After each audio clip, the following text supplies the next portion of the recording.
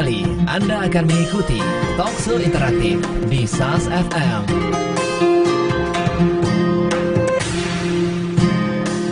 Assalamualaikum warahmatullahi wabarakatuh. Langsung sahabat dari lantai dasar Masjid Nasional Al-Akbar Surabaya. Inilah 107,5 SAS FM dan live video streaming kami di sasfmsurabaya.net, bermanfaat, menghibur dan syar'i.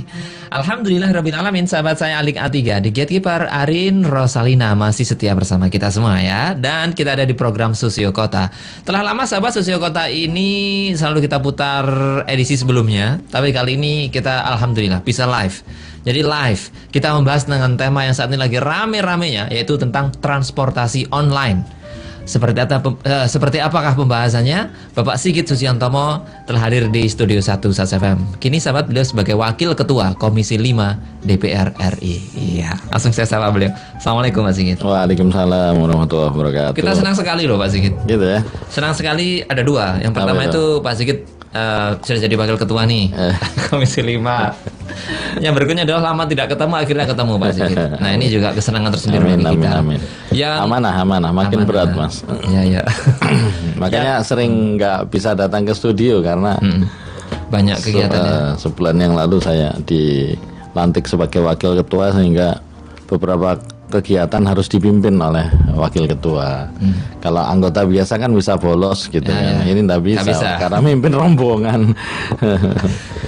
Ini penting, orang penting sahabat, di wakil Anda ya, di Komisi 5 ya Pak Sigit ini. Karena sumbernya pasti pastilah A1 ya. Sumbernya dari awalnya media lain belum tahu Pak Sigit sudah ada di sini. Jadi ini keberuntungan bagi Anda sebagai pendengar SAS FM.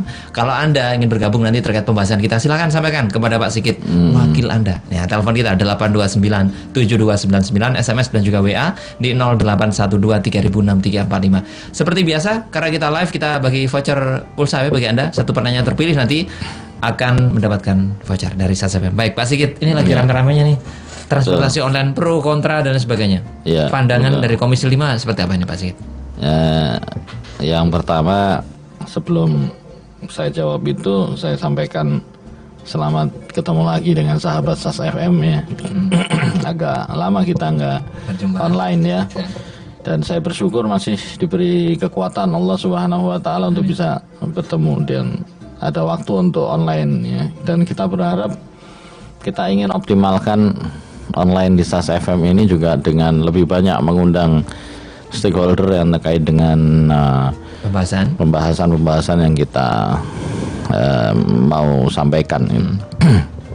Yang kedua, ini memang sebetulnya sudah ramai sejak setahun yang lalu ya, taksi berbasis online yang berkonflik dengan taksi konvensional ya, dimana ternyata sampai dengan setahun ini aturan-aturan yang dibuat oleh pemerintah memang sedang diproses. Terakhir rapat pekan yang lalu, awal pekan ini hari Selasa itu tentang ke Kepmen ya, keputusan Menteri tentang transportasi online dan bagaimana prasyarat-prasyarat agar transportasi online ini tetap diizinkan untuk beroperasi begitu. Saya ingin mengambil garis garis hikmah. Saya ingin mengambil hikmahnya saja bahwa memang dunia ini berubah. Ya.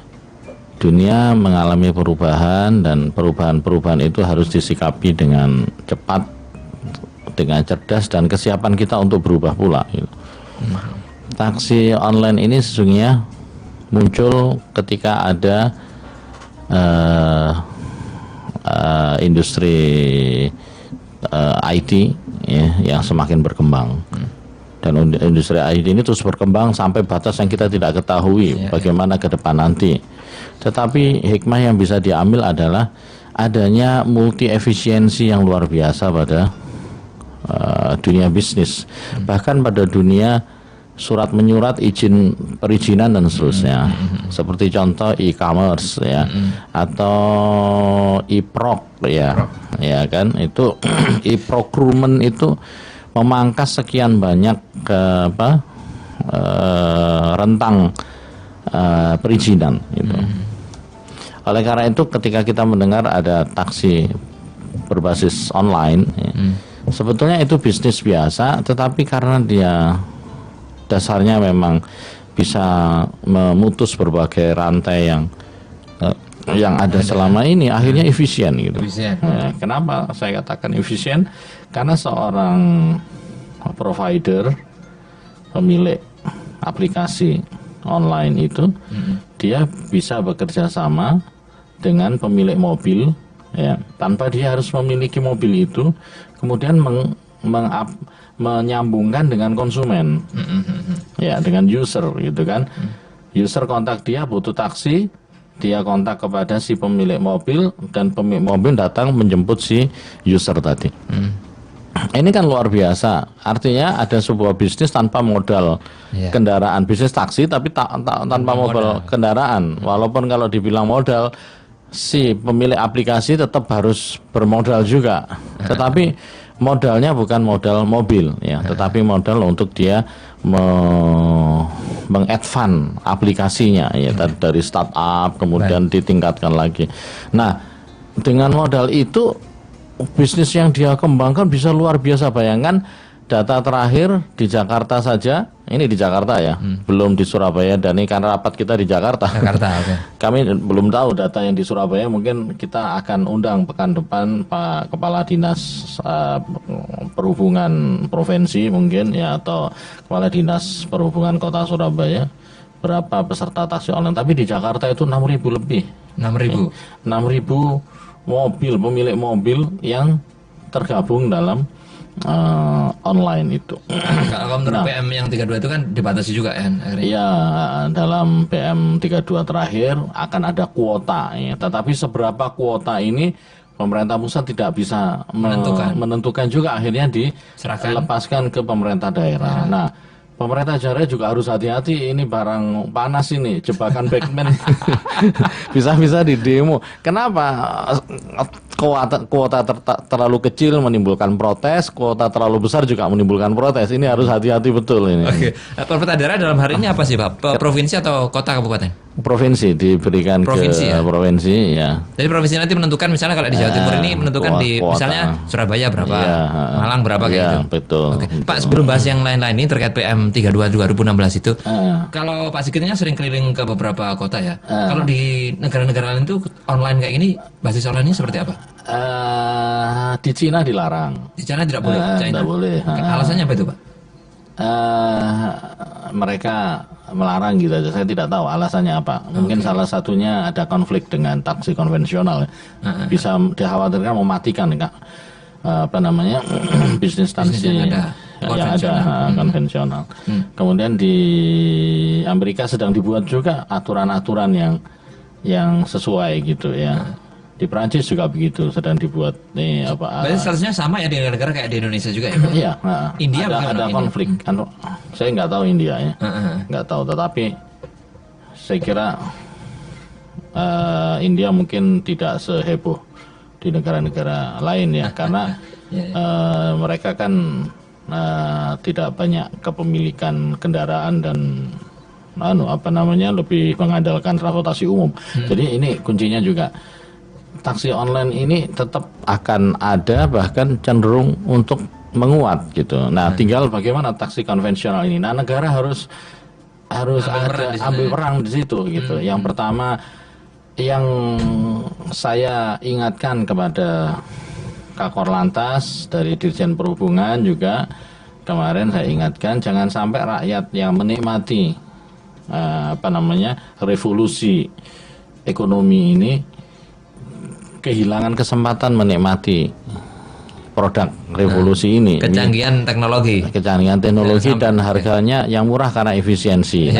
Terus kemudian kenapa taksi konvensional mahal? Karena ada struktur biaya yang dibebankan macam-macam oleh pemerintah. Nah, pemerintah harus sadar diri, harus menguranginya sehingga taksi konvensional bisa bersaing dengan taksi online. Kalau aturannya nanti bagus dan baik, akan terjadi equilibrium gitu. Karena tetap aja taksi konvensional bagi orang yang gaptek seperti orang kita zaman kita ke atas mungkin agak gaptek kan, kita kan nggak terlalu juga dengan Uber itu kan, mending kita ngelambe tangan gini langsung ada taksi belok. Tapi kan anak sekarang kadang nggak mau ngelambe tangan di pinggir jalan begitu, dia di rumah udah pakai Uber gitu. Jadi ini beda beda generasi, tapi masing-masing punya pasar. Baik. Jadi sendiri. sampai di sini Pak Sigit sebenarnya setuju dengan adanya taksi online ini ya? Saya setuju ya, karena itu sesuatu yang tidak bisa kita abaikan gitu, karena ini kemajuan itu dan ini membantu ekonomi lokal. Ini membantu ekonomi ekonomi ekonomi kecil gitu. Kenapa? Tadinya orang punya mobil nggak digunakan, nah iseng-iseng anaknya online kan gitu kan ya. Bapaknya kerja misalnya, anaknya yang baru SMA pulang SMA apa dia sudah dapat penghasilan ya. Lebih dahsyat lagi adalah motor yang online itu ada 200.000. Banyak itu. Kalau di Jakarta ya ada 200.000 ya yang aktif itu. Oke. Kalau tentu ini akan bertabrakan, berbenturan dengan angkot itu. Angkot yang konvensional. Betul. Makanya di sini pemerintah harus berperan ya, mengaturnya sehingga semuanya saling menguntungkan. Tetapi kalau saya prinsipnya patokannya adalah bagaimana masyarakat tetap menikmati ya revolusi IT ini. Kemudian yang kedua ada safety, tetap harus ada safety. Oleh karena itu saya belum setuju ketika ada rencana merevisi undang-undang lalu lintas untuk memasukkan angkutan umum sepeda motor sebagai angkutan umum untuk melegalkan Gojek, Gokar gitu kan ya. Gojek ya. Gojek atau Grab ya. Enggak yang mobil dan ini yang motor itu. Motor kan juga ada. Gojek ya.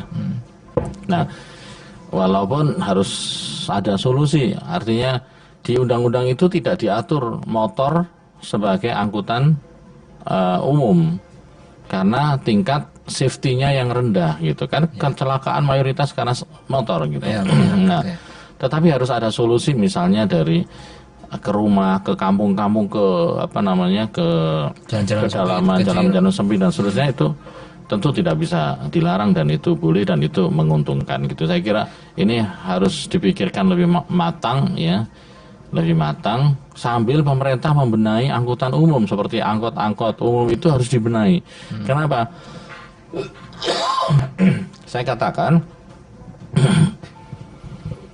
motor ini kan emergensi sebetulnya. Ketika angkutan umum tidak eksis. Nah, kemudian ada aplikasi yang membuat pengguna itu jadi terbantu gitu. Nah, intinya kan karena nggak ada angkutan umum ya. Ketika angkutan umum eksis, masyarakat jadi murah membayar transportasi. Kita sudah pernah bahas kan angkutan umum ya, masyarakat murah, maka kebutuhan terhadap angkutan motor ini pun akan berkurang karena memang tingkat keselamatannya sangat rendah. Pak Sigit, kalau menurut perkiraan Pak Sigit nih, kalau di pihak masyarakat, sebenarnya masyarakat ini lebih memilih yang mana Pak Sigit ya? Yang online atau yang tetap konvensional ya? Makanya itu ada pasarnya sendiri ya, menurut saya. Bagi yang sudah cukup penghasilan, mungkin tidak terlalu memikirkan masalah biaya. Yang dipikirkan adalah masalah safety dan keamanan dia gitu, maka dia akan memilih taksi konvensional. Tapi bagi anak-anak muda yang sedang berproses tumbuh, dia mungkin lebih suka dengan itu karena friendly. Mereka friendly. Bagi orang tua seumur saya ke atas gitu, sangat tidak friendly. Agak ribet juga.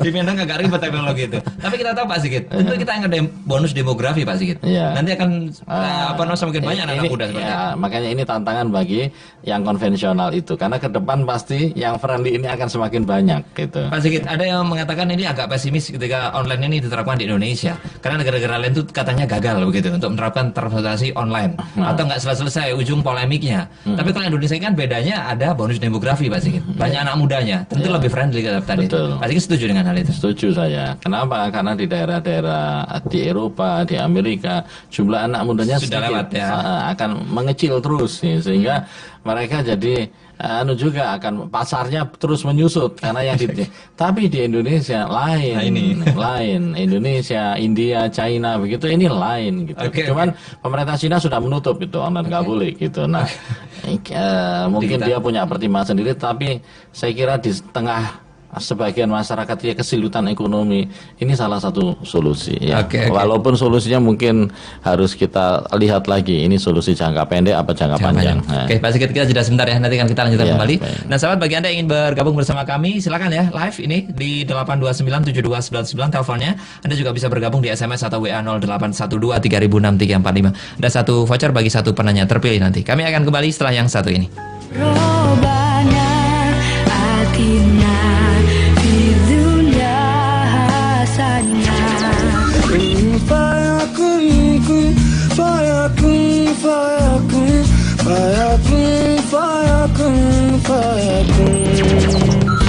I just need a little more space to live my life and make my own decisions.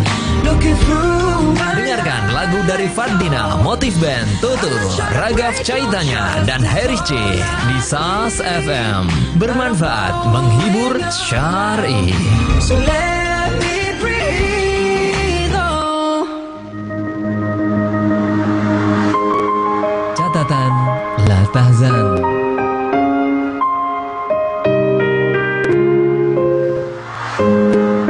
Mengapa Anda mendengarkan gonggongan anjing dan tidak diam mendengarkan nyanyian merpati? Mengapa Anda melihat gelapnya malam saja dan tidak menyaksikan indahnya bulan dan kerlipan bintang itu?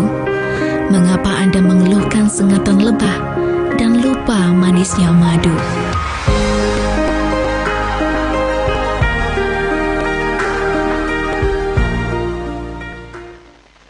.7,5 SAS FM. Bermanfaat, menghibur, syar'i. Kita kembali sahabat di program Sosio Kota live ini ya. Kita masih membahas terkait transportasi online. Kita masih bersama Bapak Sigit Susiantomo. Beliau Wakil Ketua Komisi 5 DPR RI. Ya, bagi Anda yang ingin bergabung silakan ya. Teleponnya 8297299, SMS dan juga WA di 08123006 345. Satu voucher dari SSFM untuk Anda yang bertanya di kita. Transportasi online itu temanya. Pak Sigit, kalau kita lihat dewasa ini penolakan dari beberapa teman-teman ini adalah yang konvensional, Pak Sigit ya. Apakah itu artinya ada semacam keirian terhadap beberapa kemudahan yang didapat dari transportasi online, Pak Sigit? Mungkin konteksnya bukan iri, tetapi mereka kan sudah investasi jauh-jauh sebelumnya ya taksi konvensional ini gitu ya. Otomatis prediksi dari investasinya jadi berubah gitu. Kemudian sopir sendiri, nah kalau taksi konvensional itu kan dia harus beli mobil, modalnya di situ kan ya. Kalau kemudian ini dibabat sama taksi ini kan nggak rela gitu ya. Investasi dia bagaimana, itu persoalan kan. Terus yang kedua, ini sopirnya sendiri ya, sopirnya sendiri kan sistemnya potongan, dipotong terus itu apa istilahnya ya, dipotong terus disetor, ada setoran ke pemilik taksi, ke perusahaan taksi ya. Nah dengan menurunnya jumlah pelanggan dia, terutama yang anak-anak muda ini yang menurun, maka setoran dia juga menurun dan penghasilan dia juga menurun. Ini yang oleh karena itu saya kira struktur biaya taksi yang tinggi ini yang harus ditekan gitu. Yang tinggi itu yang konvensional. Yang konvensional. Ya kan mahal ya. Ya seperti koperasi dari bandara ke bandara ke Delta Sari aja, dari Bandara Juanda gitu ke Delta Sari kan 75.000 ya kan. Kalau pakai taksi online mungkin cuma 10.000 atau 20.000. Nah, dia harus memangkas itu agar dia bisa bersaing. Tetapi pemerintah harus membantu bagaimana agar mereka bisa memangkas, karena sebagian dari struktur biaya itu adalah regulasi pemerintah. Nah ini, sementara yang ini kan tidak, regulasinya belum begitu kuat gitu ya. Ini sekali lagi kejernihan kita, mari kita pikir kepala dingin. Saya kira walaupun Kepmen 32 sudah direvisi ya, saya kok yakin, karena waktu itu kita ngasih masukan. Saya tidak ingin saya sampaikan gitu sebagai wakil ketua. Saya mengatakan, Pak, saya tidak ingin harga murah yang selama ini dinikmati oleh masyarakat kemudian hilang. Dan saya tidak ingin peluang teknologi informasi itu kemudian hilang, tidak termanfaatkan. Jadi pemerintah harus menjamin. Terus yang ketiga saya bilang, supir juga begitu. Jangan ada eksploitasi di sini terhadap supir, karena perusahaan provider online ini kan kadang-kadang nakalan juga. Ketika yang daftar masih sedikit, ya kan, dia dikasih bonus macam-macam supirnya ini, ya kan. Tapi begitu yang daftar banyak. Sudah mulai dikurangi bonusnya, dan ini si sopir taksi online akhir-akhir ini penghasilannya tidak sebesar sopir taksi yang awal-awal gitu. Jadi ini juga saya ingatkan, jangan sampai ada eksploitasi terhadap supirnya itu ya. Betul. Jadi di sini Pak Sigit setuju bahwa tarif untuk masyarakat di online itu tetap murah saja seperti tetap itu. Murah. Pak Sigit, buktinya bisa, ya kan? Artinya berarti ada efisiensi yang luar biasa di mereka gitu. Nah, taksi konvensional perlu mengejar. Nah, kan pasti protes taksi konvensional itu karena kami harus bayar pajak. Itu pemerintah harus menurunkan struktur biayanya, jangan sampai mereka dibebani yang konvensional dibebani ini itu, yang online tidak dibebani ini itu gitu. Harus sama-sama, harus apple to apple begitu. Bagaimana dengan di PM 32 itu bahwa ada batas bawah dan batas atas, Pak? Saya tidak setuju batas bawah. Kan itu akan mungkin nanti sama dengan yang konvensional. Kami belum setuju terhadap batas bawah, ya. Tetapi kan mereka sudah membuat kajian macam-macam, alasan macam-macam. Intinya saya tidak ingin masyarakat jadi tidak bisa menikmati kemurahan yang bisa dihasilkan oleh teknologi itu, gitu loh. Jadi jangan ada batas bawah. Batas atas bagus itu, gitu kan. Jangan lebih, ya, karena taksi online kalau dikasih batas atas yang senang providernya, ya kan, bukan sopirnya gitu.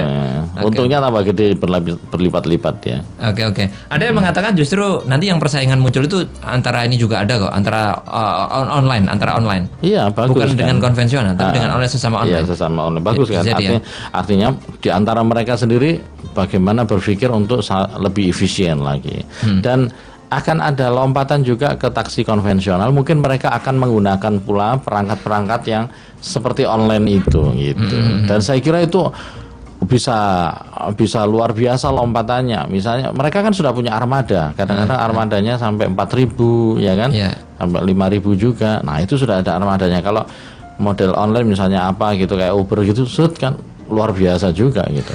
Saya kira ini peluang di tengah ekonomi yang sedang seret, baik ekonomi global maupun ekonomi nasional ya.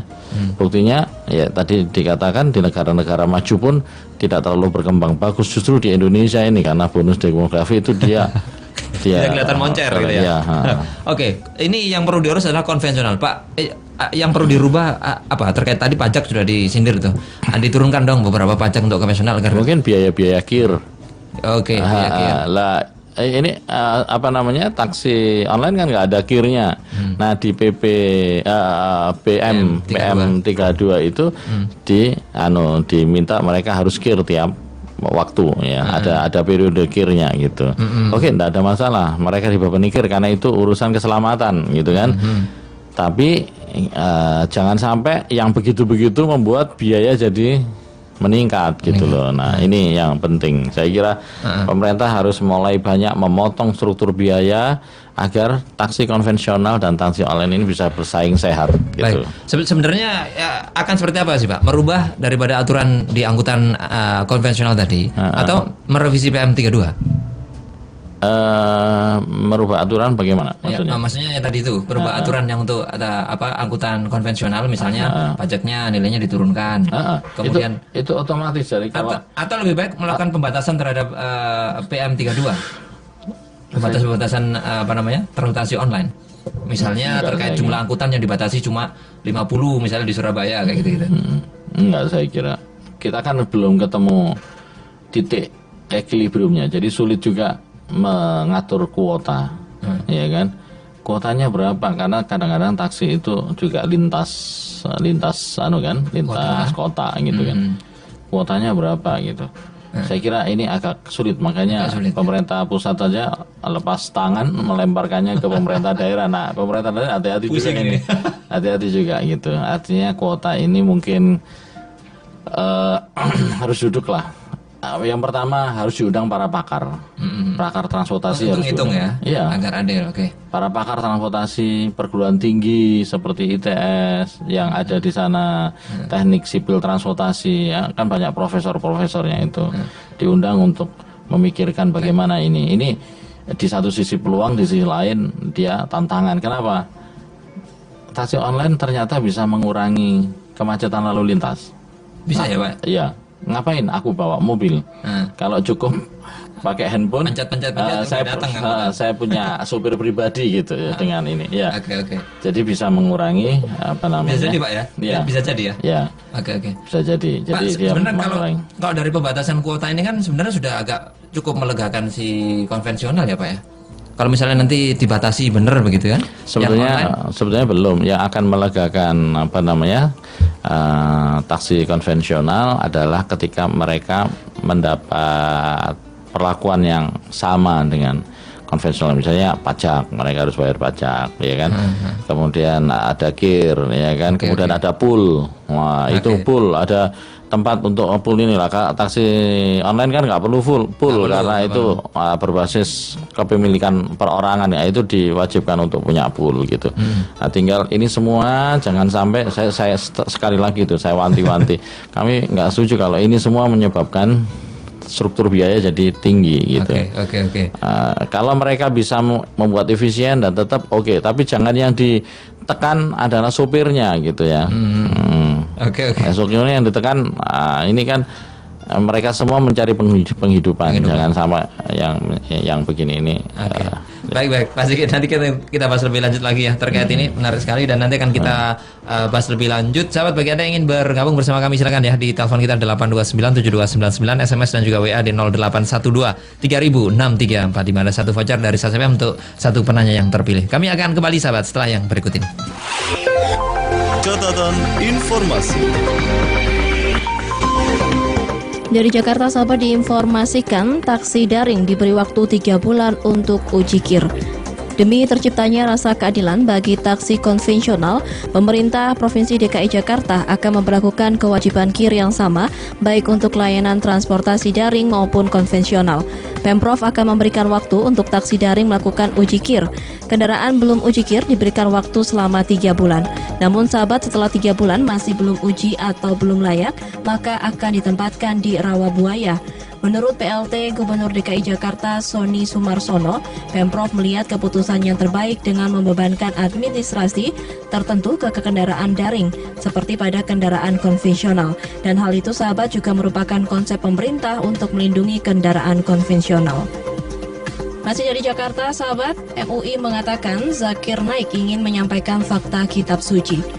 Ketua Bidang Hubungan Luar Negeri Majelis Ulama Indonesia MUI Pusat, Kiai Haji Muhyiddin Junaidi mengatakan, kedatangan ulama kondang asal India Dr. Zakir Naik ke tanah air kali ini bukan untuk mencederai golongan umat tertentu, melainkan untuk berbagi pengetahuan tentang pesan-pesan dalam kitab suci yang ia kuasai kepada publik.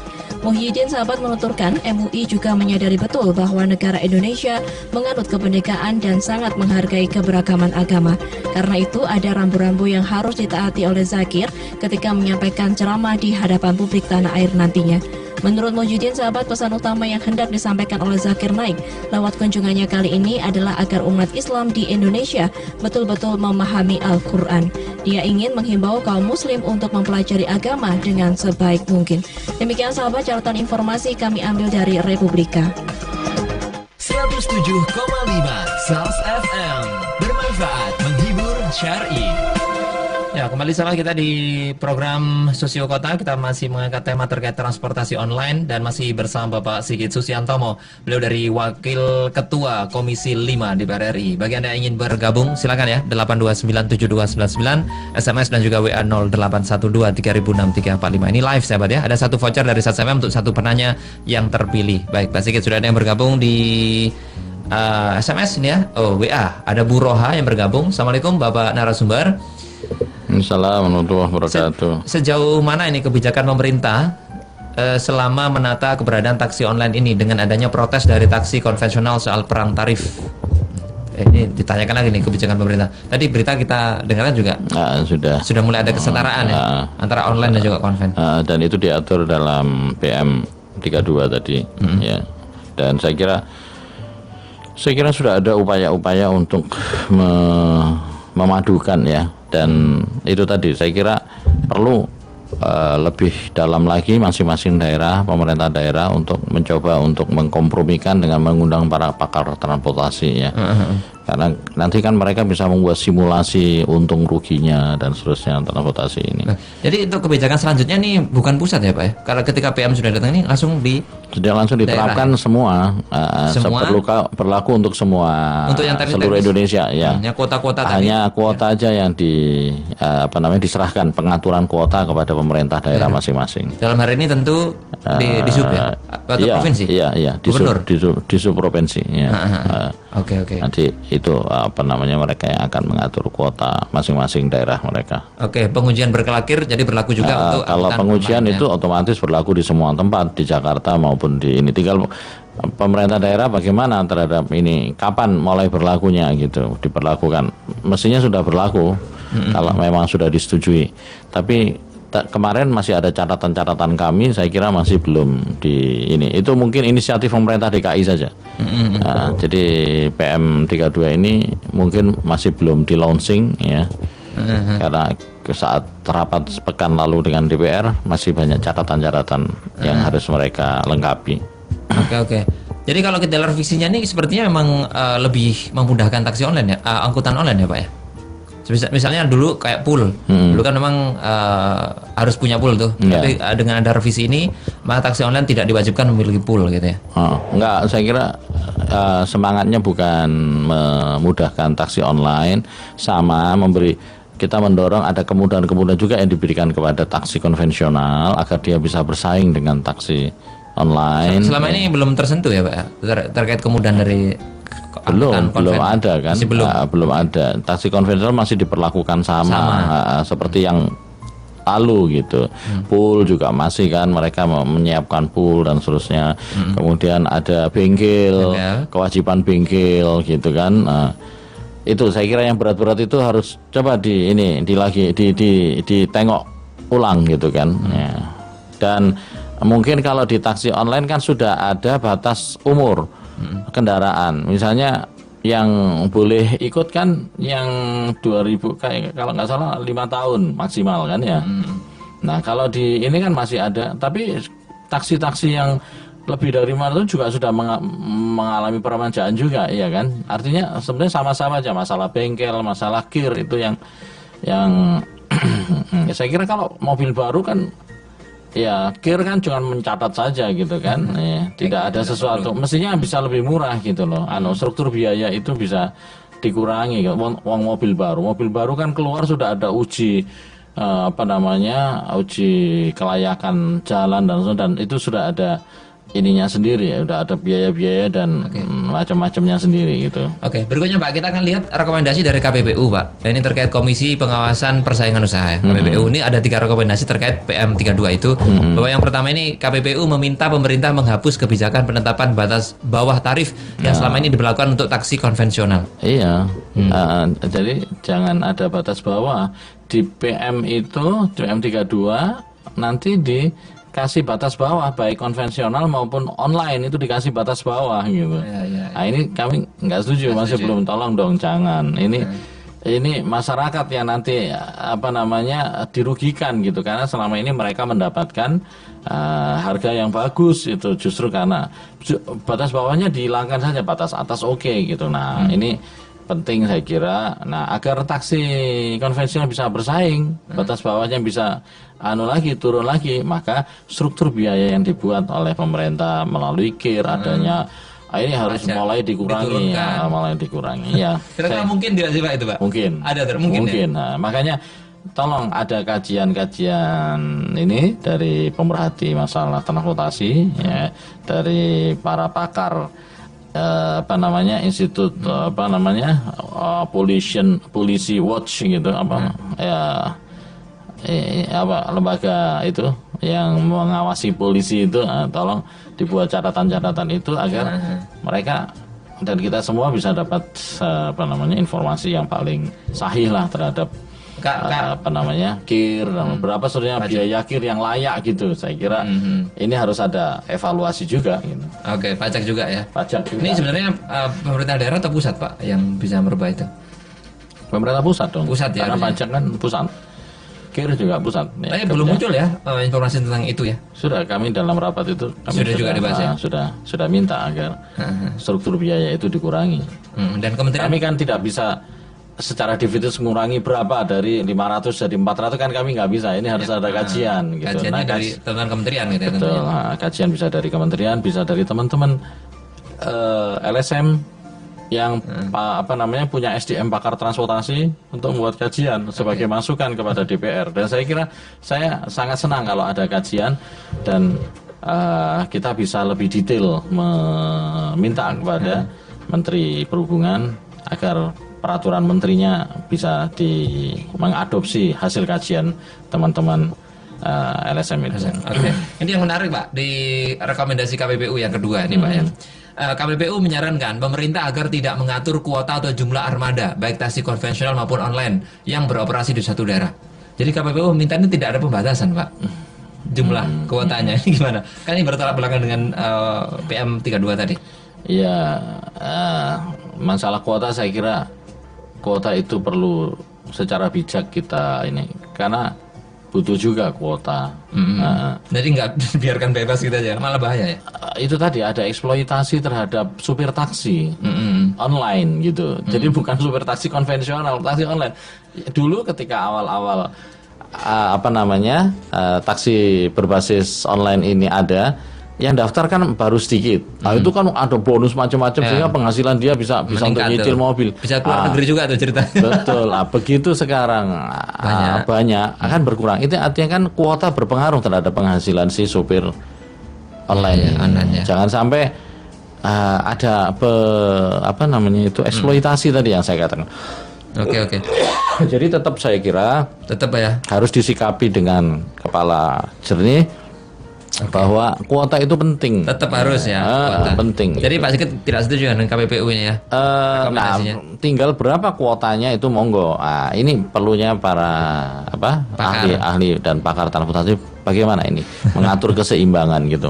Perlu saya kira kuota. Kalau persaingan akan seperti apa Pak Sigit? Kalau misalnya nih rekomendasi dari KPPU dengan biarkan aja kepada mekanisme pasar jumlah-jumlah kuotanya, nggak perlu ada batas-batasan. Persaingannya akan seperti sehat atau akan semakin royoan nanti untuk berebut pelanggan antara konven dan online? Sebetulnya nanti kuota akan tercipta sendiri sebetulnya. Kalau dugaan saya, ini dugaan ya, maaf. Dugaan saya kuota akan tercipta sendiri. Misalnya begitu jenuh kan, yang lama-lama sudah nggak dapat penghasilan yang bagus ini kan dia mundur. Tapi kan kemudian diganti lagi sama yang baru-baru yang belum tahu, iya kan, dipikir masih bagus, enak ini gitu kan, masuk dia ya, sehingga jumlahnya misalnya sudah jenuhnya itu 600 misalnya, yang lama-lama kan keluar ada 100 yang keluar gitu karena ternyata sudah rugi aja ini nggak menguntungkan. Nah, ada lagi masuk yang baru 100 lagi, ya. Tetap kuotanya sebetulnya cuma 600 itu, akan tercipta sendirinya sebetulnya ya, dengan sendirinya. Saya kira nggak usah pembatasan. Oh gitu ya. Maaf, sorry, saya kira perlu pembatasan. Tetap perlu pembatasan. Agar ini tadi yang sudah mentok ini sudah tidak dibebani lagi dengan istilah saya eksploitasi tadi. Jadi lagi-lagi kepintaran dari para pakar tadi ya. Untuk Iya, menghitung, Pak, gitu. coba dihitung bagaimana sih ini. Saya kira kita mengikuti kajian-kajian teknis itu karena bisa jadi ya itu sarana untuk bernegosiasi antara provider dengan sopir. Ya. Oke. Akhirnya kalau ada atau begini, kalau nggak nurut dengan saya gitu, providernya mengatakan kepada sopir taksi online, kalau nggak nurut dengan struktur biaya yang saya ini kan, silahkan Anda keluar, saya akan cari yang lain. Baru. Nah ini kan yang rugi kan yang sopir ini tadi. Si provider kan dia tidak bondo apa-apa gitu kan, tidak modal, tidak apa ya. Ya. Sementara ini dia sudah mobil, mungkin nyicil juga, mungkin waktu juga itu, terus diputus begitu saja, tidak ada ikatan lagi gitu, diputus begitu saja kan, ini jadi struktur penghasilannya kan jadi terputus, tidak ada ini. Coba kalau taksi konvensional dia lebih terjamin struktur betul kesejahteraan dari sopir ini lebih terjamin. Itu yang perlu diperhatikan juga. Iya. Makanya saya mengatakan bahwa jangan sampai ada eksploitasi di sini gitu. Karena ini kan barang baru, kita belum tahu bagaimana sesungguhnya ini. Oleh karena itu kuota tetap perlu agar kita bisa mengukur sesungguhnya ini bisa mensejahterakan orang nggak gitu. Kalau nggak bisa mensejahterakan orang, untuk apa dilegalkan gitu. Iya. Oke. Apalagi kalau startupnya itu, atau kalau misalnya Uber itu dari Amerika atau Grab dari mana kok Malaysia atau apa gitu ya. Untuk apa kita legalkan di sini kalau ternyata tidak mensejahterakan sopir gitu. Ditutup saja gitu. Nah, itu mungkin pikiran pemerintah Cina ketika dia tidak mengizinkan taksi berbasis online. Oke, baik Pak Sigit, kita jeda sebentar, nanti kan kita lanjutkan kembali. Dan sampai kita masih membahas ya di Sosio Kota kali ini, membahas terkait transportasi online. Masih bersama Pak Sigit Susiantomo, beliau dari Wakil Ketua Komisi 5 DPR RI. Nah, bagi Anda yang ingin bergabung silakan, masih ada satu sesi lagi nanti ya, 8297299, SMS atau WA boleh di 0812306345. Kami akan kembali sahabat setelah yang berikut ini. Mutiara Hadis Sasifan.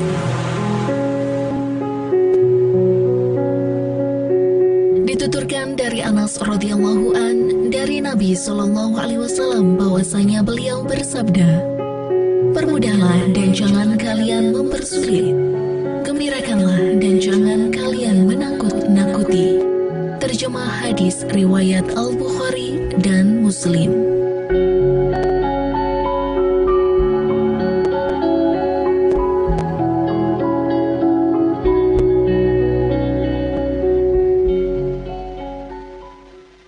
Sahabat, setiap kita pasti mengalami sakit, dan pengobatan yang tepat bagi seorang muslim atau muslimah adalah dengan pendekatan Nabi. Nah sahabat, di Masjid Nasional Al-Akbar Surabaya ada Tibun Nabawi atau pengobatan ala Nabi yang melayani hijamah atau bekam. Hadir setiap Senin sampai dengan Jumat sahabat, pukul 9 pagi hingga pukul 4 sore. Hari Sabtu pukul 9 pagi hingga pukul 12 siang. Ada juga sahabat bekam syar'i ahwat, wanita dengan terapis juga ahwat atau wanita. Selain bekam, ada ruqyah syariah bersama Ustadz Bambang Junaidi. Hadir setiap Sabtu dan juga Ahad pukul 9 pagi hingga pukul 3 sore. Obat-obatan herbal juga tersedia sahabat, yaitu madu, habatus sauda, minyak zaitun dan lain sebagainya yang telah terdaftar di Dinas Kesehatan. Info lebih lanjut sahabat tentang Tibun Nabawi di Masjid Al-Akbar Surabaya di 828 9755 atau 56. Atau Anda boleh langsung datang ke lantai dasar Masjid Nasional Al-Akbar Surabaya. 107,5 SAS FM, bermanfaat, menghibur, syar'i. Ya, sesi terakhir sahabat di Sosio Kota. Tema kita transportasi online, masih bersama Bapak Sigit Susiantomo, beliau Wakil Ketua Komisi 5 DPR RI, Dapil 1 Jatim ya, Surabaya, Sidoarjo. Bagi Anda yang ingin bertanya, 8297299 SMS dan juga WA 0812 306345. Baik, kita akan bacakan ini pertanyaan dari pendengar Pak Sigit. Berikutnya dari Pak Raufik yang bergabung. Assalamualaikum Pak. Ini kapan bisa direalisasikan sepeda motor tidak boleh masuk kota dan diganti dengan LRT atau MRT atau angkutan umum yang modern? Nah, ini salah satu harapan dari masyarakat bersahabat, adanya MRT dan sebagainya gitu. Memang Angkutan modern, Pak. Angkutan modern. memang motor itu kan sebetulnya emergency ya. Sebenarnya ya.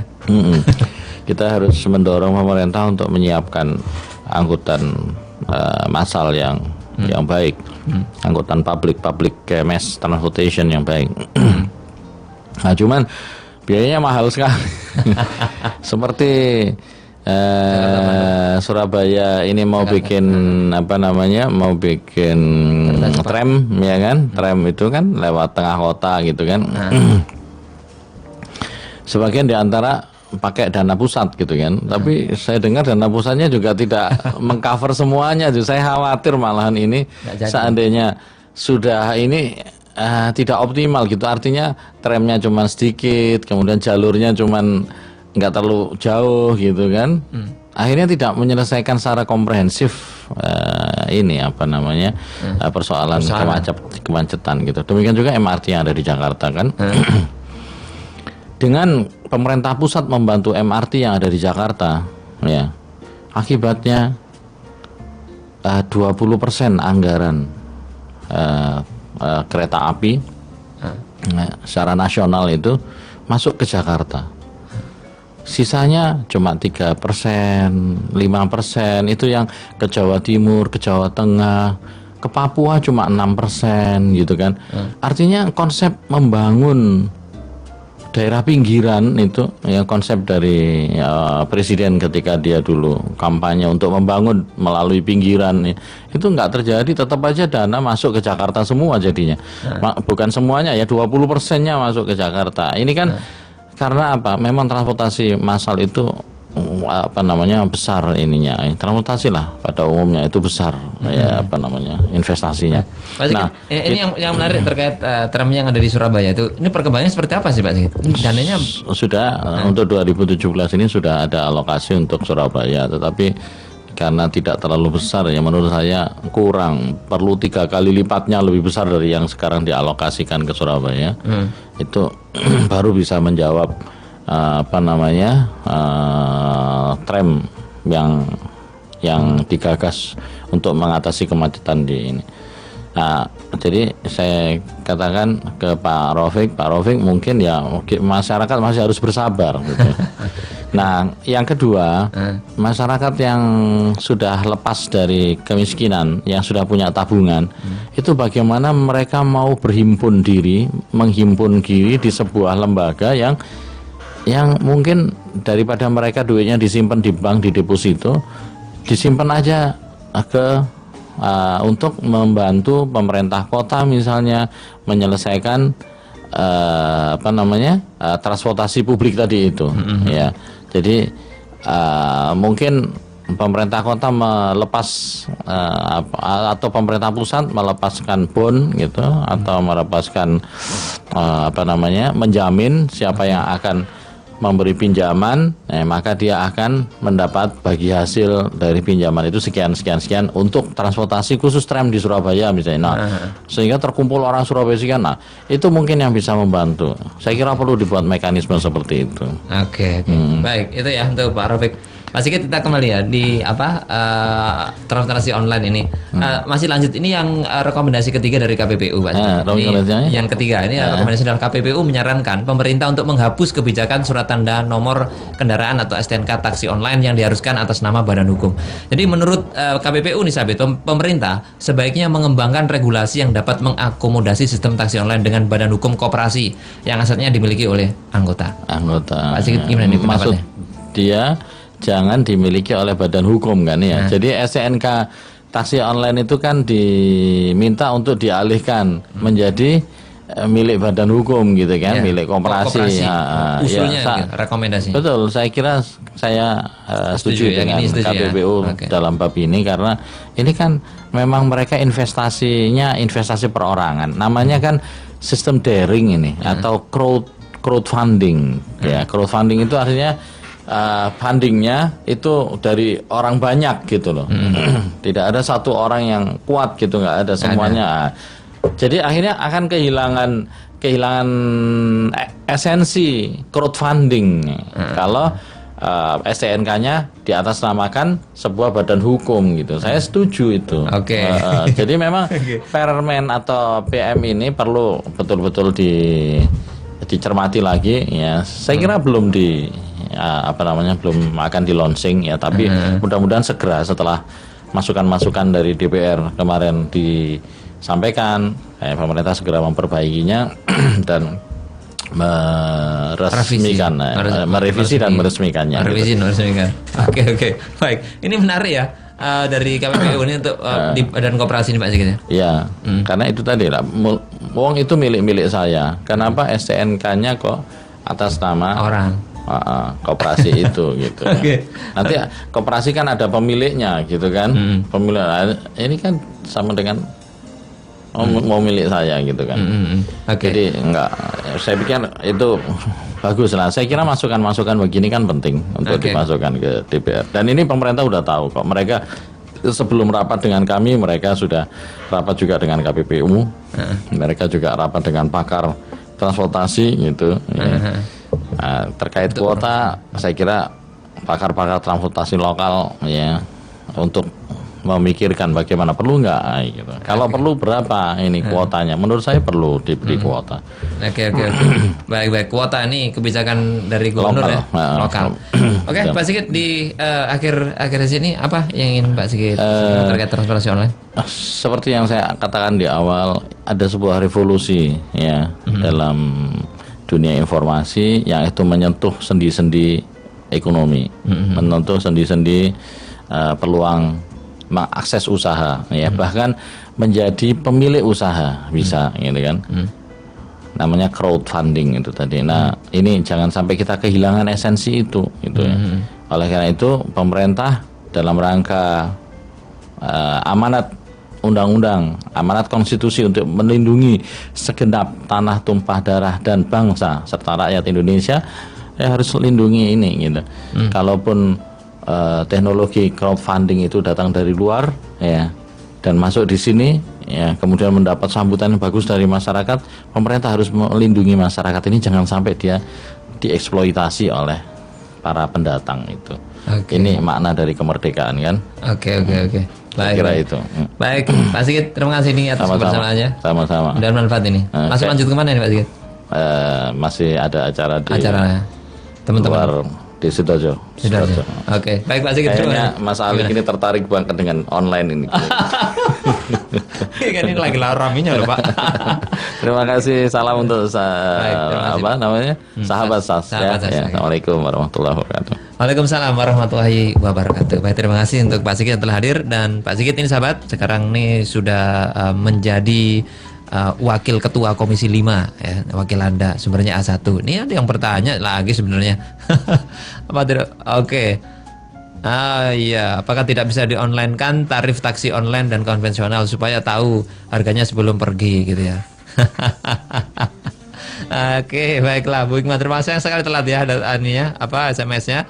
Jadi untuk yang mendapatkan voucher dari SAS FM adalah Bu Rohma. Bu Rohma ya mendapatkannya, nanti ditunggu di handphonenya. Baik sahabat, sampai di sini ya perjumpaan kita di program Sosio Kota. Jumpa lagi lain kesempatan, dan saya Alik Atiga di Gatekeeper Aryan Rosalina. Assalamualaikum warahmatullahi wabarakatuh.